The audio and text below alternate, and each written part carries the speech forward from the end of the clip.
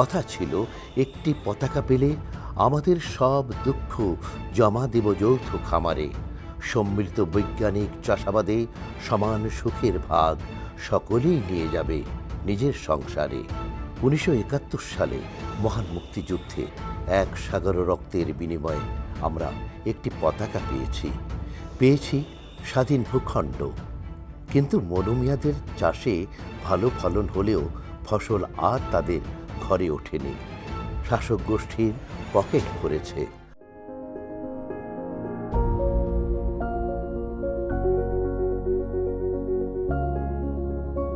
2018 সালের জানুয়ারি থেকে কোটা সংস্কারের জন্য চাকুরি প্রত্যাশী ও সাধারণ শিক্ষার্থীরা বাংলাদেশ সাধারণ ছাত্র অধিকার সংরক্ষণ পরিষদের নেতৃত্বে ধারাবাহিকভাবে আন্দোলন করেছিল।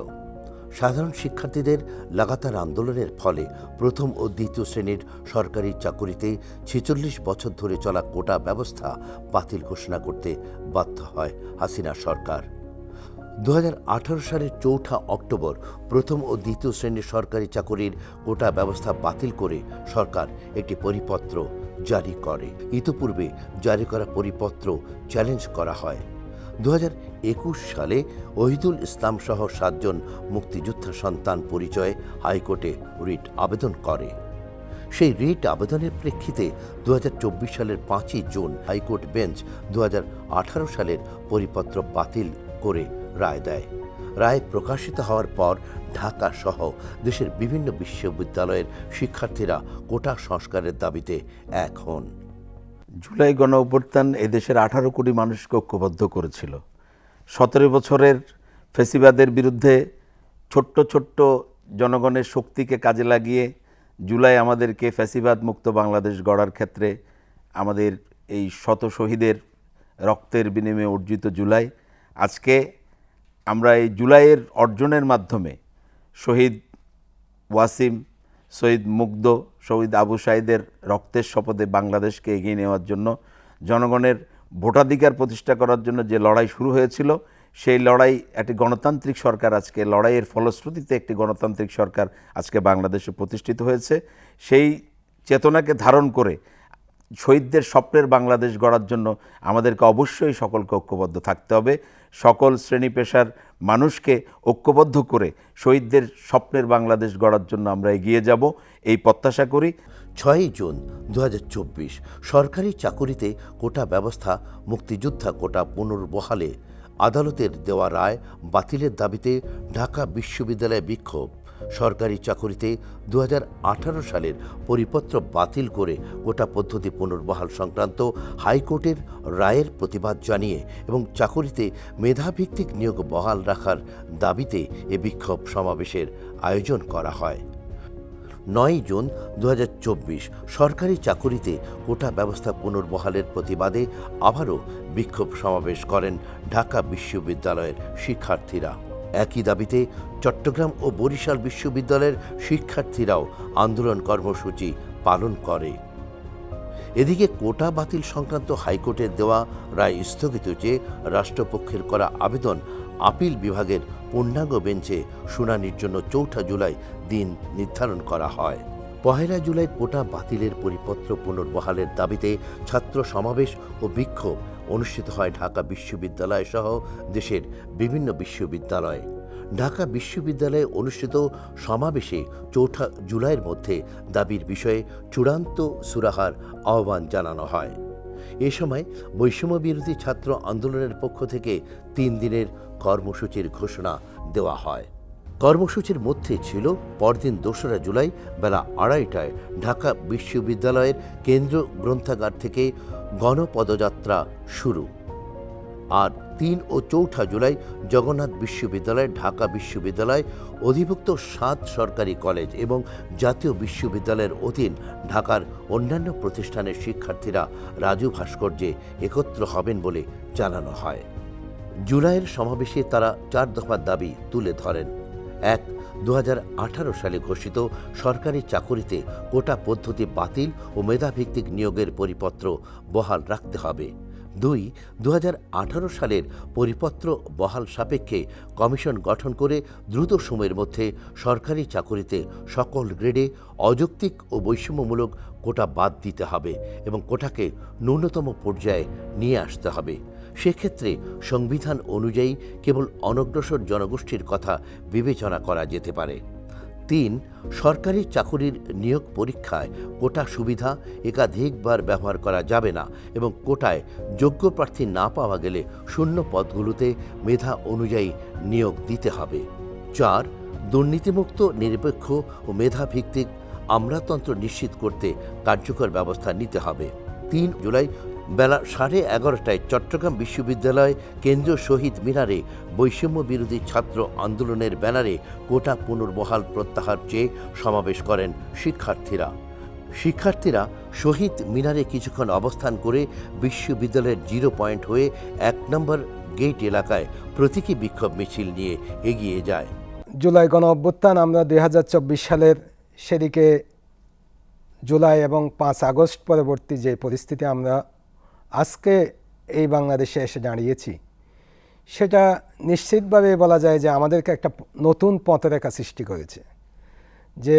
যে জুলাই আন্দোলনে সামিল হয়েছিলেন আমাদের কৃষক, রিকশাওয়ালা, শ্রমিক, চিকিৎসক থেকে শুরু করে আমাদের ছাত্র, যুবক সবাই এক কাতারে সামিল হয়েছিলেন এই আন্দোলনে। এই আন্দোলনে কেন সামিল হয়েছিলেন? আমরা দীর্ঘ 17 বছর যাবৎ একটা বঞ্চনার মধ্যে ছিলাম। আমরা ছিলাম কণ্ঠরোধের এক পরাকাষ্ঠার মধ্যে। আমরা ছিলাম নিজেদের যে ব্যক্তিগত স্বাধীনতাগুলো আমরা ভোগ করতে পারছিলাম না। আমাদের দেশের ব্যাংকিং ব্যবস্থা একেবারেই ধ্বংস করে দেওয়া হয়েছিল। আমাদের যে রাষ্ট্রের কাঠামো, আমাদের যে প্রশাসনিক বিন্যাস, সেগুলোকে একেবারে বিশৃঙ্খল অবস্থায় ফেলে দিয়েছিল। এই উদ্ভূত পরিস্থিতিতে আমরা যে বৈষম্যমূলক একটা আচরণের মাধ্যমে আমাদের দিন অতিবাহিত করছিলাম, আমাদের ছাত্র সমাজ সেই আচরণের বিরুদ্ধে জেগে উঠেছিল। 4 জুলাই নির্ধারিত তারিখে সরকারি চাকুরিতে সরাসরি নিয়োগের ক্ষেত্রে মুক্তিযোদ্ধা কোটা বাতিলের পরিপত্র অবৈধ ঘোষণার বিষয়ে হাইকোর্টের রায় আপিল বিভাগে স্থগিত করা হয়নি। 6 সদস্যের আপিল বিভাগ নট টুডে বলে আদেশ দেন। 5 জুলাই ছুটির দিন শুক্রবারেও বিক্ষোভ এবং সড়ক অবরোধ করে আন্দোলনকারীরা। 6 জুলাই দেশের বিভিন্ন বিশ্ববিদ্যালয়ে আগের দিনের মতোই বিক্ষোভ ও অবরোধ কর্মসূচি পালন করা হয়। এ সময় আন্দোলনকারীরা পরদিন থেকে সব বিশ্ববিদ্যালয় ও কলেজে ক্লাস পরীক্ষা বর্জন, ছাত্র ধর্মঘট এবং সারা দেশে সড়ক মহাসড়ক অবরোধের ডাক দেন। চট্টগ্রামে আন্দোলন জোরদার এবং আরও কার্যকর করতে জুলাইয়ের 6 থেকে আন্দোলন ক্যাম্পাস থেকে শহরের 16 স্টেশনে স্থানান্তর হয়। বিশ্ববিদ্যালয়ের শিক্ষার্থীরা বিকেল 4:45 থেকে 6টা পর্যন্ত চট্টগ্রামের 2 নম্বর গেট অবরোধ করেন। 7 জুলাই বাংলা ব্লকেটের প্রথম দিন। স্থবির রাজধানী, দেশজুড়ে মহাসড়কে অবস্থান, অনির্দিষ্টকালের জন্য বিশ্ববিদ্যালয় ও কলেজে ক্লাস পরীক্ষা বর্জনের ঘোষণা। চট্টগ্রাম বিশ্ববিদ্যালয়ের শিক্ষার্থীরা চট্টগ্রামের 16 শহর, জিসি ও অক্সিজেন মোড়ে অবস্থান নেয়। 8 জুলাইও চট্টগ্রাম শহরের 2 নম্বর গেট 16 শহর স্টেশন অবরোধ করে বাংলা ব্লকেট কর্মসূচি পালন করে শিক্ষার্থীরা। এতে ঢাকা কক্সবাজারগামী পর্যটন ট্রেন আটকা পড়ে। বিকেল 4টার দিকে 16 শহর রেল স্টেশনে এ কর্মসূচি পালন করা হয়। ওই দিন আধ ঘণ্টা পর রেল পথ অবরোধ তুলে নেওয়া হয়। এদিন সারা দেশের বিশ্ববিদ্যালয়ের শিক্ষার্থীদের নিয়ে বৈষম্য বিরোধী ছাত্র আন্দোলনের ব্যানারে 65 সদস্যের কমিটি গঠিত হয়। 9 জুলাই সকাল 10:30টায় চট্টগ্রাম বিশ্ববিদ্যালয়ের শহীদ মিনারে অবস্থান কর্মসূচি পালন করেন আন্দোলনরত শিক্ষার্থীরা। 10 জুলাই বিতর্কিত প্রধান বিচারপতি ওবায়দুল হাসানের নেতৃত্বাধীন 5 সদস্যের আপিল বিভাগ এ আদেশ দেন। শুনানির জন্য 7 আগস্ট দিন রাখা হয়। 11 জুলাই বাংলা ব্লকেট কর্মসূচি পালন করতে চট্টগ্রাম বিশ্ববিদ্যালয়ের শিক্ষার্থীরা নগরীর টাইগার পাস ও বটতলী স্টেশন এলাকায় জড়ো হয়। টাইগার পাস ও বটতলী স্টেশন এলাকায় বিনা উস্কানিতে পুলিশ ছাত্রদের উপর লাঠিচার্জ করে। বেশ কয়েকজন শিক্ষার্থী আহত হন। এদিন পুলিশের বাধার মুখেই দেশের বিভিন্ন স্থানে অবরোধ পালন করেন আন্দোলনকারীরা। পুলিশের হামলায় দেশের কয়েকটি স্থানে কমপক্ষে ৩০ জন আন্দোলনকারী আহত হওয়ার দাবি করে আন্দোলনকারীরা। দেশের বিভিন্ন বিশ্ববিদ্যালয়ে কোটা সংস্কার আন্দোলনকারী শিক্ষার্থীদের উপর হামলার প্রতিবাদ ও জড়িতদের বিচারের দাবিতে ১২ তারিখ চট্টগ্রাম নগরীর প্রায় ১০ কিলোমিটার সড়কে লং মার্চ করেন চট্টগ্রামের বিভিন্ন বিশ্ববিদ্যালয়ের শিক্ষার্থীরা। চট্টগ্রাম বিশ্ববিদ্যালয়ের শিক্ষার্থীরা 4:45 ট্রেনে আসলেও বিকেল ৩টা থেকে নগরীর ষোলশহর স্টেশনে চট্টগ্রামের বিভিন্ন কলেজ বিশ্ববিদ্যালয়ের শিক্ষার্থীরা জড়ো হতে শুরু করেন। হাজার হাজার শিক্ষার্থীদের অংশগ্রহণে লং মার্চ শুরু হয়। ২ নম্বর গেট হয়ে প্রবর্তক, চকবাজার, জামাল খান, কাজী দেউড়ি হয়ে আবার ২ নম্বর গেইটে এসে লং মার্চ শেষ হয়। এদিন শিক্ষার্থীদের প্রতি 10টি নির্দেশনা দিয়েছে শিক্ষার্থীদের প্ল্যাটফর্ম বৈষম্য বিরোধী ছাত্র আন্দোলন। শনিবার 13ই জুলাই ব্যক্তিগত ফেসবুক অ্যাকাউন্টে দেওয়া এক পোস্টে 10টি নির্দেশনা দেন আন্দোলনের অন্যতম সমন্বয়ক নাহিদ ইসলাম। 16 জুলাই 2024 চট্টগ্রাম নগরীর 2 নম্বর ষোলশহর স্টেশনে সমাবেশ ছিল কোটা সংস্কারের দাবিতে আন্দোলনে মাঠে থাকা শিক্ষার্থীদের।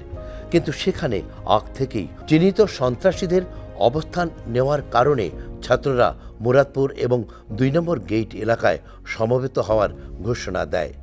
বেলা বাড়ার সঙ্গে সঙ্গে চতুর্দিক থেকে শিক্ষার্থীরা জড়ো হতে থাকেন, আর পাল্লা দিয়ে বাড়ে চিহ্নিত আওয়ামী সন্ত্রাসীদের আনাগোনা। তাদের হামলায় ফয়সাল আহমেদ শান্ত, ওয়াসিম আকরাম এবং মোহাম্মদ ফারুক শহীদ হন। সহযোদ্ধাদের হাসপাতালে পাঠিয়ে শিক্ষার্থী জনতা প্রতিরোধ অব্যাহত রাখেন। এক পর্যায়ে ছাত্র জনতার প্রতিরোধের মুখে টিকতে না পেরে অত্যাধুনিক অস্ত্রসজ্জিত আওয়ামী সন্ত্রাসীরা পালিয়ে যায়। নিজেদের সহযোদ্ধাদের মৃত্যুর খবর নিরস্ত্র শিক্ষার্থীদের মাঝে ব্যাপক ক্ষোভের জন্ম দিয়েছিল। 17 জুলাই শহীদ ওয়াসিম, শান্ত ও ফারুকের গায়েবানা জানাজা লালদিঘি ময়দানে পড়ার ঘোষণা দেয় বৈষম্য বিরোধী ছাত্র আন্দোলন। নানাভাবে হরতাল, অসহযোগের মতো কর্মসূচি অকার্যকর হয়ে যাওয়ায় শিক্ষার্থীরা অভিনব কর্মসূচি ঘোষণা করেন কমপ্লিট শাটডাউন। শিক্ষার্থীদের শান্তিপূর্ণ আন্দোলনে পুলিশ, বিজিবি, র্যাবের ন্যাক্কারজনক হামলা, খুনের প্রতিবাদ, খুনিদের বিচার, সন্ত্রাসমুক্ত ক্যাম্পাস নিশ্চিত করা এবং কোটা ব্যবস্থার যৌক্তিক সংস্কারের দাবিতে তারা কমপ্লিট শাটডাউন বা সর্বাত্মক অবরোধ কর্মসূচি ঘোষণা দেন। ছাত্রদের ওই কর্মসূচিতে রাজধানী ঢাকা সহ সারা দেশ অচল হয়ে পড়ে।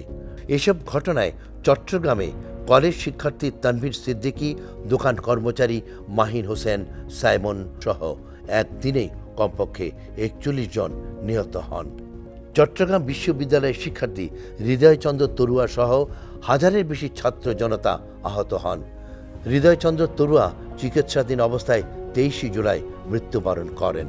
সারা দেশে বৃহস্পতিবার কমপ্লিট শাটডাউন সর্বাত্মক অবরোধ কর্মসূচি পালন করেছেন কোটা সংস্কার দাবিতে আন্দোলনকারী শিক্ষার্থীরা।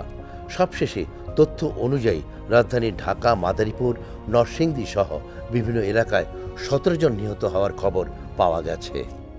18 জুলাই রাত 9টার দিকে ইন্টারনেট সার্ভিস প্রোভাইডার, আইএসপি ও ক্যারিয়ারগুলোকে ইন্টারনেট পরিষেবা বন্ধ করার নির্দেশ দেওয়া হয়।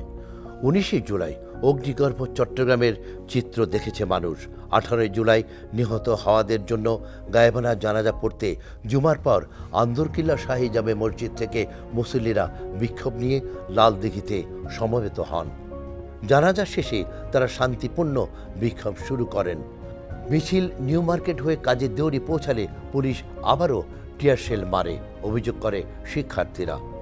কারফিউ জারি, সশস্ত্র বাহিনী মোতায়েন, ইন্টারনেট বন্ধ, এমন পরিস্থিতিতে 19 জুলাই রাত 9:30টার দিকে বৈষম্য বিরোধী ছাত্র আন্দোলনের অন্যতম সমন্বয়ক আব্দুল কাদের গণমাধ্যমে পাঠানো বার্তায় 9 দফা দাবিতে কমপ্লিট শাটডাউন চলমান থাকার কথা জানান। 19 জুলাই শুক্রবার দিবাগত রাতে ডিবি পুলিশ পরিচয়ে তুলে নিয়ে যাওয়া সমন্বয়ক নাহিদের খোঁজ পাওয়া যায়। কারফিউ অব্যাহত, সাধারণ ছুটির আওতায় স্বায়ত্তশাসিত সরকারি বেসরকারি প্রতিষ্ঠান, ব্যাংক সহ আর্থিক প্রতিষ্ঠান, পোশাক কারখানা সহ সব কলকারখানা বন্ধ। কোটা সংস্কার আন্দোলনের ৩ সমন্বয়ক হাসনাত আবদুল্লাহ, সার্জিস আলম ও মাহিন সরকার খুনি হাসিনা সরকারকে 4 দফা জরুরি দাবি মেনে নেওয়ার জন্য 48 ঘন্টা সময় বেঁধে দেন। জরুরি 4 দফা ছিল: ইন্টারনেট সংযোগ সচল করা, 2 শিক্ষার্থীদের আসার ব্যবস্থা করে হল খুলে দেওয়া, 3 সমন্বয়কদের নিরাপত্তা নিশ্চিত করা এবং 4 কারফিউ তুলে দেওয়া। 22শে জুলাই সোমবার ছিল কারফিউর 3য় দিন, ইন্টারনেট ব্ল্যাকআউটের 4র্থ দিন, সাধারণ ছুটি চলমান। এদিন কোটা আন্দোলনের অন্যতম সমন্বয়ক নাহিদ ইসলাম কমপ্লিট শাটডাউন 48 ঘন্টার জন্য স্থগিতের ঘোষণা দিয়েছেন। এই সময়ের মধ্যে তারা 4 দফা দাবির বাস্তবায়ন দেখার জন্য সরকারকে আলটিমেটাম দিয়েছে। সরকার সাধারণ ছুটির মেয়াদ 23শে জুলাই পর্যন্ত বাড়ানোর ঘোষণা দেয় এবং কারফিউ বাড়ানো হয়। এদিন সংঘর্ষে আরও 13 জন শহীদ হয়েছে বলে খবরে প্রকাশ। বৈষম্য বিরোধী ছাত্র আন্দোলনের সমন্বয়করা এক সংবাদ সম্মেলন করে 4 দফা জরুরি দাবি পূরণে সরকারকে আরও 2 দিনের আলটিমেটাম দিয়ে জানান, এই 4 দফা পূরণ না হলে 8 দফা নিয়ে আলোচনার সুযোগ নেই। এরই মধ্যে কোটা প্রথা সংস্কার করে 23শে জুলাই প্রজ্ঞাপন জারি করে সরকার। 26শে জুলাই সমন্বয়ক নাহিদ ইসলাম, আসিফ মাহমুদ ও আবু বকর মজুমদারকে রাজধানীর গণস্বাস্থ্য নগর হাসপাতাল থেকে তুলে ডিবির হেফাজতে নিয়ে যাওয়া হয়। পরদিন আরও 2 সমন্বয়ক সার্জিস আলম ও হাসনাত আবদুল্লাহকে তুলে নিয়ে ডিবি হেফাজতে রাখা হয়। উদ্ভূত পরিস্থিতিতে রাতে গুগল মিটে আয়োজিত এক সংবাদ সম্মেলনে 3 দফা দাবিতে 24 ঘন্টার আলটিমেটাম দিয়ে কর্মসূচি ঘোষণা করেন সংগঠনের সমন্বয়ক মোহাম্মদ আব্দুল হান্নান মাসুদ। দাবি পূরণ না করলে সোমবার থেকে বাংলা ব্লকেট ও শাটডাউনের চেয়ে কঠোর কর্মসূচির হুঁশিয়ারি। 28শে জুলাই কোটা সংস্কার আন্দোলনের অন্যতম সমন্বয়ক নুসরাত তাবাসসুমকে ডিবি হেফাজতে নেওয়া হয়। ভোরে রাজধানীর মিরপুরের রূপনগর আবাসিক এলাকার এক আত্মীয়ের বাসা থেকে তাকে উঠিয়ে নেওয়া হয়। চট্টগ্রামে আন্দোলনকারীরা 29শে জুলাই জামাল খান প্রেস ক্লাব চত্বরে বিক্ষোভ কর্মসূচি পালনের সিদ্ধান্ত নেয়। কর্মসূচি শুরুর আগ থেকেই প্রশাসন খুব কঠোর অবস্থানে এবং পুরো জামাল খান এরিয়াটা ঘিরে রাখে। আন্দোলনরত শিক্ষার্থীরা এলোমেলোভাবে অবস্থান নেয়। আন্দোলনরত শিক্ষার্থীদের একটা অংশ চিরাগি পাহাড় মোড়ে এসে স্লোগান দেয়া শুরু করে। শিক্ষার্থীরা সেখানে এসে অবস্থান নেয়। এদিন চট্টগ্রামের মেয়ে শিক্ষার্থীরা সাহসী ভূমিকা পালন করে। বিকেল 4টার দিকে পুলিশ আন্দোলনরত শিক্ষার্থীদের সরিয়ে দিতে টিয়ার গ্যাস ও সাউন্ড গ্রেনেড নিক্ষেপ শুরু করে। 31শে জুলাই বুধবার মার্চ ফর জাস্টিস কর্মসূচি পালন করা হয়। কর্মসূচির অংশ হিসেবে দেশের বিভিন্ন জায়গায় আদালত এলাকায় বিক্ষোভ মিছিল ও সমাবেশ করে শিক্ষার্থীরা। বৈষম্য বিরোধী ছাত্র আন্দোলনের মার্চ ফর জাস্টিস বা ন্যায় বিচারের জন্য পদযাত্রা কর্মসূচির অংশ হিসেবে বুধবার 31শে জুলাই ঢাকা, চট্টগ্রাম সহ অন্তত 23টি জেলায় বিক্ষোভ হয়েছে। এ কর্মসূচিতে শিক্ষার্থীর পাশাপাশি কোথাও কোথাও শিক্ষক ও আইনজীবীরাও অংশ নেন। হত্যা, গণগ্রেপ্তার, হামলা, মামলা ও গুমের প্রতিবাদে 31শে জুলাই সারা দেশের আদালত চত্বরে বৈষম্য বিরোধী ছাত্র আন্দোলন মার্চ ফর জাস্টিস কর্মসূচি পালন করার ঘোষণা দেয়া হয়। উল্লেখিত ঘোষণার প্রেক্ষিতে সকাল 10টায় শিক্ষার্থীরা চট্টগ্রাম আদালতের আশেপাশে জড়ো হতে চাইলে পুলিশ বাধা দেয়া শুরু করে। ছাত্রদের পুলিশ হেনস্থার শিকার হতে হয়েছে। অনেকের মোবাইল পুলিশ কেড়ে নেয়। শত বাধা উপেক্ষা করে আদালতের মেইন গেটে জড়ো হন শিক্ষার্থীরা। নিউ মার্কেট মোড়ে গিয়ে ওই দিনের মতো মার্চ ফর জাস্টিস কর্মসূচি শেষ হয়। 31শে জুলাই বিকেল 3টায় 13 দিন বন্ধ থাকার পর ফেসবুক ও অন্যান্য সামাজিক যোগাযোগ মাধ্যম খুলে দেওয়া হয়। মার্চ ফর জাস্টিস কর্মসূচি শেষে নতুন কর্মসূচি ঘোষণা করেছে কোটা সংস্কার আন্দোলনের প্ল্যাটফর্ম বৈষম্য বিরোধী ছাত্র আন্দোলন। 31শে জুলাই সন্ধ্যায় বৈষম্য বিরোধী ছাত্র আন্দোলনের সহ সমন্বয়ক রিফাত রশিদের পাঠানো নতুন এ কর্মসূচির নাম রিমেম্বারিং আওয়ার হিরোজ। শিক্ষার্থীদের একের পর এক নতুন নতুন কর্মসূচি সরকারকে দিশেহারা করে তোলে। 33 জুলাই, 2রা আগস্ট কোটা সংস্কার আন্দোলনের মধ্যে হত্যাকাণ্ডের বিচার এবং গ্রেপ্তারকৃতদের মুক্তি, কারফিউ প্রত্যাহার ও শিক্ষা প্রতিষ্ঠান খুলে দেওয়ার দাবিতে শুক্রবার জাতীয় প্রেস ক্লাব থেকে কেন্দ্রীয় শহীদ মিনার পর্যন্ত দ্রোহ যাত্রা কর্মসূচিতে অংশ নেয় হাজারো মানুষ। আগের দিন বৃহস্পতিবার রমনার মিন্টো রোডে ঢাকা মহানগর গোয়েন্দা কার্যালয়ের সামনে এক মানববন্ধন থেকে কর্মসূচির ঘোষণা দেওয়া হয়। এতে অনেক শিক্ষক উপস্থিত ছিলেন। চট্টগ্রামের নিউ মার্কেটে ছাত্র জনতার বিশাল সমাবেশ। শিক্ষার্থীরা নিউ মার্কেট মোড়ে সমাবেশ ঘোষণা দেয়। আন্দরকিল্লা শাহী জামে মসজিদ থেকে জুমার পর মুসল্লিরা দলে দলে যোগ দেন ছাত্রদের সমাবেশে। সমাবেশ রূপ নেয় জনসমুদ্রে। নিউ মার্কেট থেকে সমাবেশ শেষ মিছিল টাইগার পাস গিয়ে কর্মসূচি শেষ করে এবং পরদিন কর্মসূচি ঘোষণা করে। সেখান থেকে যার যার মতো আন্দোলনকারীরা ঘরে ফিরে। ওই দিনই ঘোষণা আসে দেশের বিভিন্ন জায়গায় ছাত্র জনতার আন্দোলনে হামলা ও হত্যার প্রতিবাদ সহ পূর্ব ঘোষিত ৯ দফা দাবিতে ৩৪ জুলাই, ৩রা আগস্ট সারা দেশে বিক্ষোভ মিছিল ও রোববার ৪ঠা আগস্ট থেকে দেশব্যাপী আন্দোলন ও অসহযোগ আন্দোলনের ঘোষণা দেয়। ফেসবুক আবারও ৭ ঘন্টার জন্য বন্ধ করে দেওয়া হয়। ৬ সমন্বয়ক জানান ডিবি অফিসে তাদেরকে আন্দোলন প্রত্যাহারের বিবৃতি দিতে চাপ প্রয়োগ করা হয়েছে। ৩৪ জুলাই, ৩রা আগস্ট কেন্দ্রীয় শহীদ মিনারে সরকারের পদত্যাগের দাবিতে এক দফা ঘোষণা করেন সমন্বয়ক নাহিদ ইসলাম। ছাত্রদের দাবির সঙ্গে সংহতি জানাতে ঢাকার কেন্দ্রীয় শহীদ মিনারে লক্ষ লক্ষ মানুষ সমবেত হয়। নাহিদ ইসলামের বক্তব্যের পর আসিফ মাহমুদ অসহযোগ আন্দোলন কর্মসূচি ঘিরে কিছু জরুরি নির্দেশনা দেন। দেশের অন্যান্য অংশে বিক্ষোভকারীদের উপর নির্বিচারে হামলা করে পুলিশ। একই দিন সারা দেশে ফ্যাসিস্ট হাসিনার পদত্যাগের এক দফা দাবি নিয়ে ছাত্র জনতা আগ থেকে কথা বললেও ৩৪ জুলাই তথা ৩রা আগস্ট চট্টগ্রামে সর্ববৃহৎ জমায়েত ঘটায়।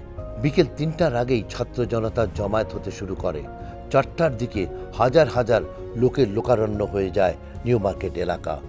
স্বৈরাচার হাসিনার পদত্যাগের এক দফা দাবিতে স্লোগানে স্লোগানে মুখরিত হয়ে ওঠে নিউ মার্কেট ও তার আশপাশের এলাকা। সমাবেশে ছাত্র শিবির, ছাত্রদল, ছাত্র ফেডারেশন সহ ডান বাম সব সংগঠনের সরব উপস্থিতি ছিল। ছিল নানা বয়সী, নানা পেশার মানুষও। সন্ধ্যার আগে নিউ মার্কেট থেকে কর্মসূচি শেষ করার ঘোষণা হয়। সমাবেশ শেষে মিছিলের একটা অংশ টাইগার পাসের দিকে, আরেক অংশ বদ্দারহাট গিয়ে কর্মসূচি শেষ করে। ৩৫ জুলাই থেকে সর্বাত্মক অসহযোগ আন্দোলনের কর্মসূচি শুরু হয়।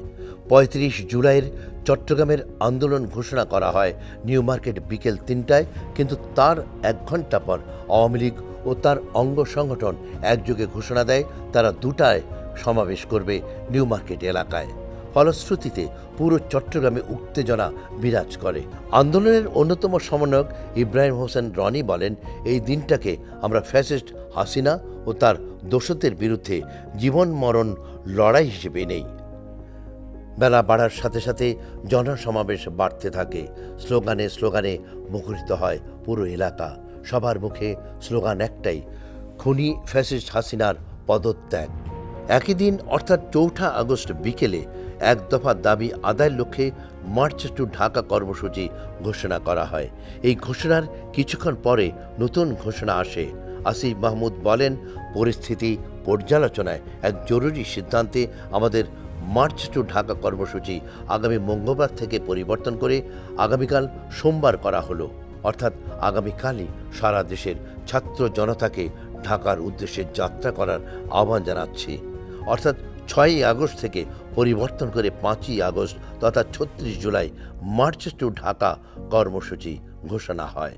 ৩৬ জুলাই ৫ই আগস্ট ইতিহাসের নিকৃষ্টতম স্বৈরাচারের দেশ ছেড়ে পলায়ন, জনতার বিজয়, বিজয়ের দিন। মার্চ টু ঢাকা কর্মসূচি ঘোষণার পরেই মুক্তিকামী মানুষ ঢাকার উদ্দেশ্যে বেরিয়ে পড়ে। ৩৬ জুলাই তথা 5ই আগস্ট চট্টগ্রামের লালদিঘিতে কর্মসূচি দেওয়া হয়েছিল কৌশল হিসেবে, আর আন্দোলনকারীরা ঢাকার কাছাকাছি পৌঁছে যান। সেনাপ্রধানের ভাষণ বিলম্ব হলেও চট্টগ্রামের মানুষ অলিতে গলিতে বিজয় মিছিল নিয়ে বেরিয়ে পড়ে। টিভি চ্যানেলে শেখ হাসিনার পদত্যাগের ঘোষণা আসে। এরই মধ্যে ইন্টারনেট সচল হলে শেখ হাসিনা পালিয়ে যাওয়ার একটা ভিডিও ফুটেজ ভাইরাল হয়।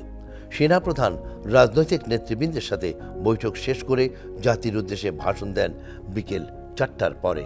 পুরো বাংলাদেশ তখন বিজয়ের উল্লাসে মেতে ওঠে। বাংলার মানুষ দ্বিতীয় স্বাধীনতার স্বাদ অনুভব করে ৩৬ জুলাই তথা 5ই আগস্ট 2024। বেলা 11টার পর থেকে ঢাকার পথে ঢল নামে মানুষের।